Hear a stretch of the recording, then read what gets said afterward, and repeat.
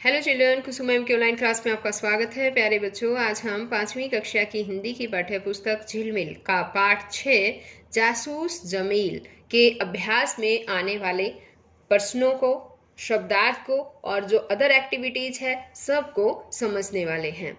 Video शुरू करने से पहले एक और बात बच्चों, अगर आपको मेरी वीडियो अच्छी लगे तो प्लीज़ इसे लाइक भी करें, अपने दोस्तों के साथ शेयर भी करें। और अगर आप अभी तक मेरे चैनल का हिस्सा नहीं बने हैं तो मेरे चैनल ऑनलाइन स्टडी हब को सब्सक्राइब भी करें और साथ में दिए बेल आइकन को जरूर प्रेस करें। एक बार अगर आप मेरे चैनल को सब्सक्राइब कर लेते हैं तो इससे आपका फ़ायदा ये होगा बच्चों कि आपको किसी भी तरह की ट्यूशन पर जाने की ज़रूरत नहीं है, ट्यूशन पर खर्चा करने की भी ज़रूरत नहीं है, क्योंकि आपको मेरे चैनल की प्लेलिस्ट में आपके सिलेबस के अकॉर्डिंग हर वीडियो मिलेगी। जो भी आपको समझ में नहीं आता है वही चैप्टर, उसी सब्जेक्ट का कोई भी चैप्टर आप देख सकते हैं। तो देखिए, आज हम शुरुआत कर रहे हैं यहाँ अभ्यास से। आइए शब्दों के अर्थ जानें। अंगोछा, अंगोछा होता है शरीर पोंछने का वस्त्र। असरदार, प्रभावी। कारनामा यानी कि कर्तव्य। निगरानी, निगरानी बोलते हैं देख रेख को। तंदुरुस्त यानी कि स्वस्थ। बुदबुदाना, बुदबुदाना होता है मुंह ही मुंह में बोलना। स्वाभाविक, कुदरती यानी कि स्वतः। हम उम्र, हम उम्र का मतलब होता है समान उम्र के, यानी कि एक ही उम्र के। आगे है पाठ से। यहाँ पर कुछ क्वेश्चंस दे रखे हैं और इनके आंसर हमें लिखने हैं। तो देखिए, पहला क्वेश्चन है हमारा, लोग जमील को किस नाम से पुकारते थे और क्यों? तो इसका आंसर आएगा बच्चों, लोग जमील को जासूस जमील के नाम से पुकारते थे क्योंकि जमील जासूस किस्म का लड़का था। उसके स्वभाव में शक करना सांस लेने और खाना खाने जैसा था। वह किसी पर भी किसी भी तरह का शक कर सकता था। अब ख क्वेश्चन है हमारा, जासूस जमील किसी को भी सीधे नहीं देखता था। यहाँ पर सीधे नहीं देखने से आप क्या समझते हैं?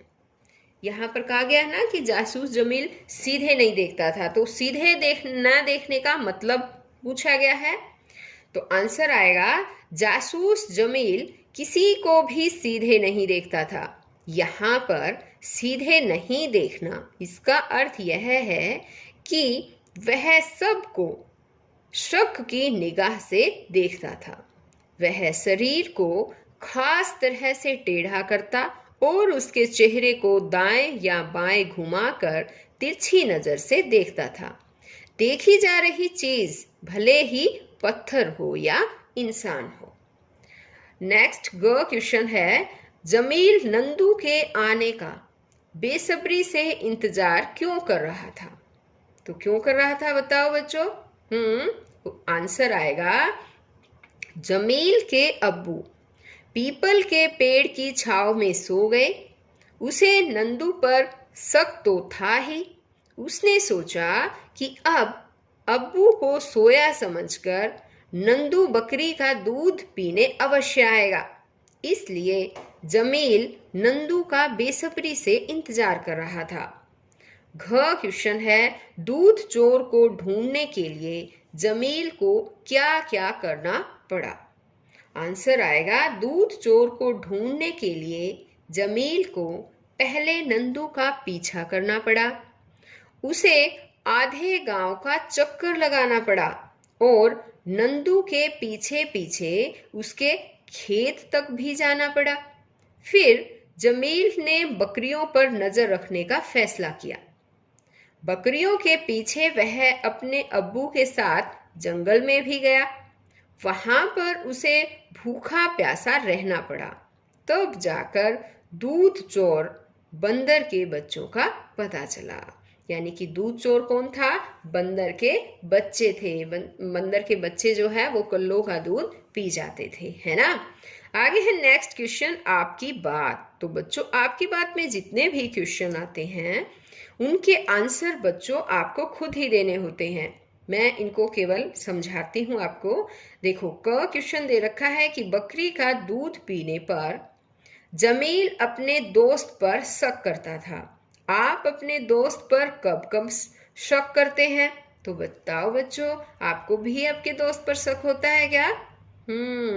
जब आपका कोई सामान गुम हो जाता है तो जरूर आपको भी अपने दोस्त पर शक होता होगा, है ना?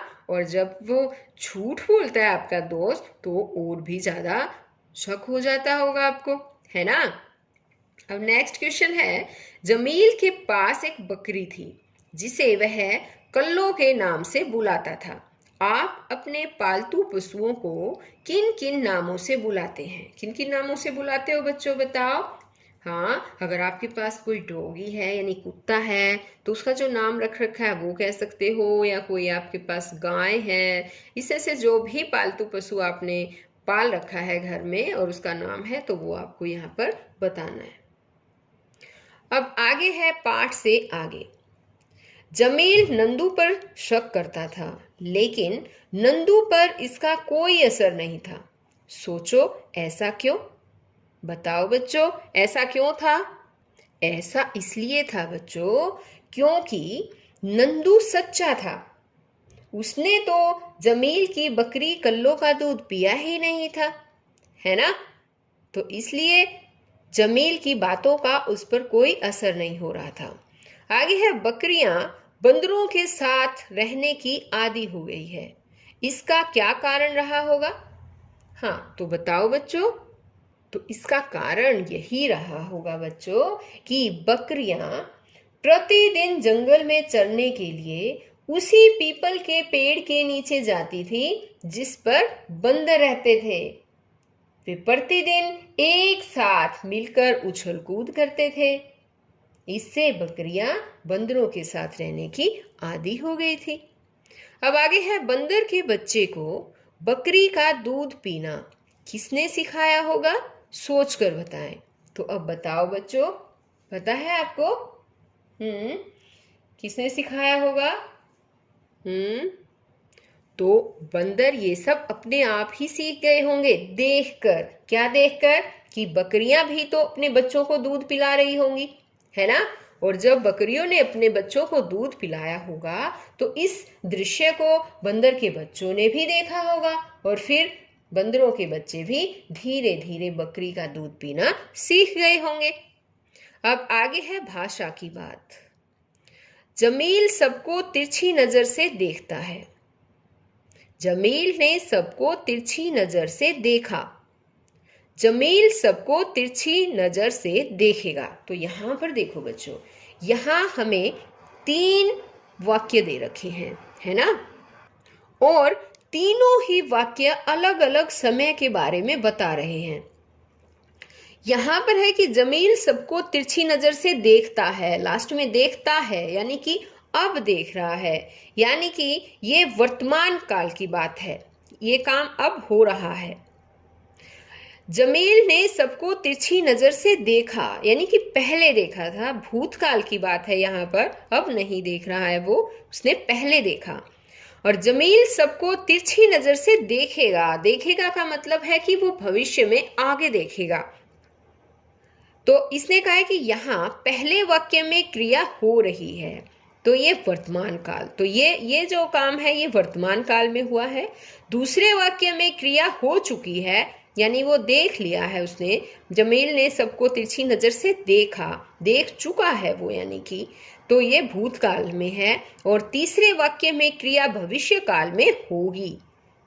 नीचे दिए गए उदाहरण के अनुसार क्रिया को बदलकर लिखें। तो यहाँ पर नीचे भी कुछ क्रियाएं दे रखी है और इनको इनके हिसाब से वर्तमान काल, भूतकाल, भविष्य काल में आपको यहाँ पर ये सब लिखना है। तो हम कैसे लिखेंगे? देखो, जैसे पढ़ना, पढ़ना क्रिया को वर्तमान काल में लिखा गया है कि मोहन पुस्तक पढ़ता है। भूतकाल में है मोहन ने पुस्तक पढ़ी। और भविष्य काल में हो जाएगा मोहन पुस्तक पढ़ेगा, यानी कि अभी पढ़ी नहीं है, पढ़ेगा भविष्य में। इसी तरह से है लिखना। अब लिखना पर हमें जो है वो वाक्य बनाना है। पहले वर्तमान काल में वाक्य बनाएंगे लिखना, यानी कि अब यहाँ हम वाक्य बना सकते हैं, राम पत्र लिखता है, और इसमें भूतकाल में बनेगा राम ने पत्र लिखा, और भविष्यकाल क्या होगा, राम पत्र लिखेगा। तो अब देखो हम ये लिखते हैं यहाँ पर, यहाँ देखिए, राम पत्र लिखता है, राम ने पत्र लिखा, राम पत्र लिखेगा। इसी तरह से है खेलना पर। खेलना पर जैसे कि हम लिख सकते हैं कि यहाँ देखिए बच्चों, राहुल गेंद खेलता है, राहुल ने गेंद खेला, राहुल गेंद खेलेगा। तो ये तीनों वाक्य हो गए हैं। इसी तरह से खाना पर लिखेंगे। खाना जैसे कि राधा फल खाती है, राधा फल खाती है, राधा ने फल खाए, या ऐसे भी हो सकता है राधा ने फल खाया, राधा फल खाएगी। अब आगे है गाना। गाना पर है जैसे कि यहाँ पर भी हम एक वाक्य बना सकते हैं कि नेहा गाना गाती है। ये देखो लिख दिया है, नेहा गाना गाती है, नेहा ने गाना गाया, नेहा गाना गाएगी। तो इस तरह से बच्चों, आपको जब आप लिखेंगे तो इनकी नकल नहीं करनी है, आपको अपनी तरफ से और दूसरे वाक्य बनाने हैं और यहाँ पर लिखने हैं। अब आगे है, अब्बू ने कपड़े की पोटली से खाना निकाला। इस वाक्य में कपड़े और पोटली का परस्पर संबंध है। इसी प्रकार नीचे लिखे शब्दों का संबंध किनसे है? घास की, यानी कपड़े की तो पोटली होती है बच्चों, है ना। इसी तरह दे रखा है घास की, लकड़ियों का, रुपयों की। तो ये क्या क्या होती है, ये हमें यहाँ पर लिखना है। तो घास की क्या होती है पता है? घास की होती है गठरी। आगे है लकड़ियों का। लकड़ियों का क्या होता है? लकड़ियों का होता है ढेर। रुपयों की, रुपयों की क्या होती है पता है? रुपयों की होती है थैली। मिठाई का, मिठाई का डिब्बा होता है, तो हम यहाँ पर डिब्बा लिखेंगे। अंगूर का, अंगूर का होता है गुच्छा। बच्चों की या का, बच्चों की क्या होती है पता है? बच्चों की होती है टोली। अनाज का या अनाज की, अनाज का क्या होता है? अनाज की, अनाज की बोरी होती है। कागजों का, कागजों का बंडल होता है, कागजों का बंडल। मेले की, मेले की होती है भीड़। तारों का, तारों का होता है समूह। तो सभी बच्चों को ये लिखना भी है और ये याद भी करना है। अब आगे है तद्भव व तत्सम शब्द। ये देखो तद्भव शब्द है और इन तद्भव से तत्सम शब्द बनाए गए हैं और यहाँ पर हमें लिखने हैं। तो जैसे एक करके दिखाया है इसने, फूल, फूल का तत्सम क्या होता है? पुष्प। अब है आगे पानी, और पानी का तत्सम होता है जल। आगे है आम, और आम का तत्सम होता है आम्र। यहाँ पर देखो नीचे इसके म की टांगों में र आ जाएगा। दूध, दूध का तत्सम होता है दुग्ध। लड़की, लड़की का तत्सम होता है कन्या। अब आगे है जमील की बड़ी आंखें देखने को बड़ी असरदार बनाती थी। इस वाक्य में असरदार शब्द असर प्लस दार के योग से बना है। ऐसे ही दार जोड़कर कुछ और शब्द बनाएं। तो देखो जैसे कर्ज है और कर्ज में हम दार जोड़ देंगे तो क्या बनेगा बताओ? कर्ज में हमने जोड़ा दार, तो क्या बन जाएगा? कर्जदार। इसी तरह से सभी में हमें दार जोड़ना है। देखो बच्चों ये यहाँ पर लिख दिए गए हैं, कर्जदार, इज्जत, इज्जतदार, वफादार, वफादार, हवा में दार जोड़ दिया हवादार, और ये दुकान में दार जोड़ दिया दुकानदार, कांटे में दार जोड़ दिया कांटेदार, खबर और दार जोड़ दिया क्या बन गया, खबरदार, और घुमाव में दार जोड़ने से बन गया घुमावदार। तो ये सभी वर्ड्स आपको याद भी करने हैं। अब यहाँ आगे देखो कि नीचे कुछ शब्द दिए गए हैं जो उलट पुलट हो गए हैं, उन्हें सही रूप में लिखे। जैसे जैसे यहाँ पर देखो ड़ोपसी, ड़ोपसी बना रखा है, क्या बनना था ये, पड़ोसी, पड़ोसी, है ना।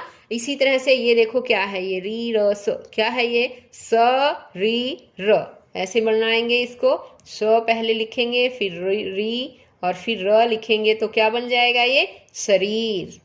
इसी तरह से बताओ इसका क्या बन जाएगा, ये है मारकाना, और क्या बन जाएगा, क्या बनाना हमें इसका, कारनामा।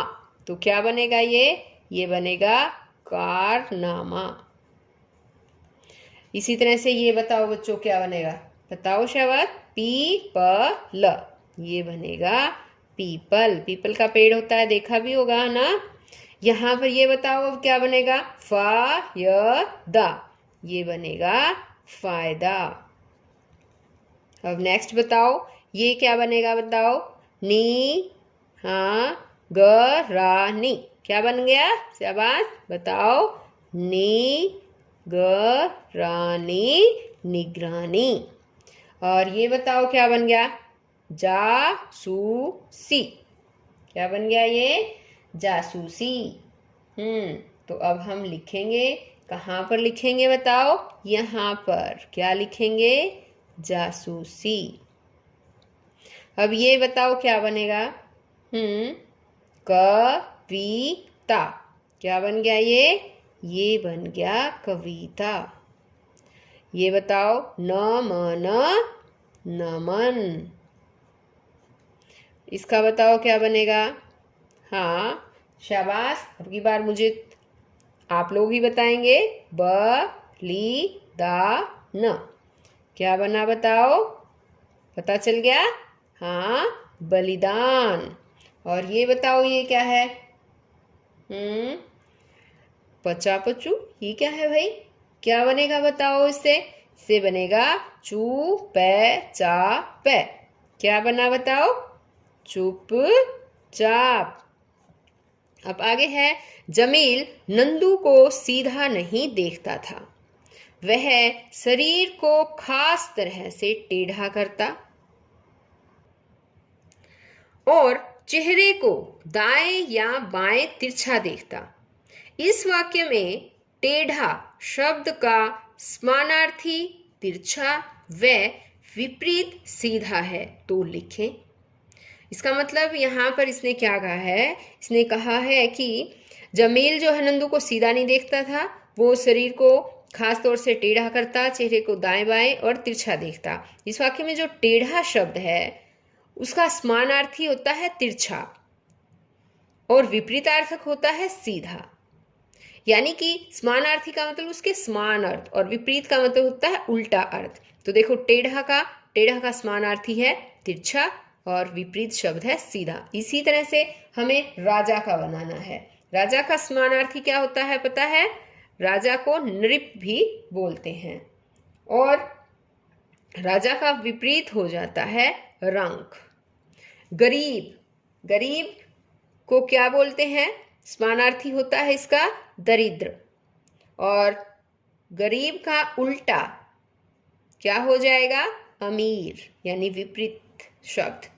आकाश का समानार्थी होता है गगन और आकाश का विपरीत अर्थ हो जाएगा धरती। दिन का समानार्थी होता है दिवस और दिन का विपरीत यानी कि उल्टा हो जाएगा रात। अंधकार का समानार्थी होता है अंधेरा और अंधकार का विपरीत शब्द होता है प्रकाश। तो बच्चों ये चैप्टर यहीं पर खत्म होता है। हम फिर मिलेंगे एक नई वीडियो में।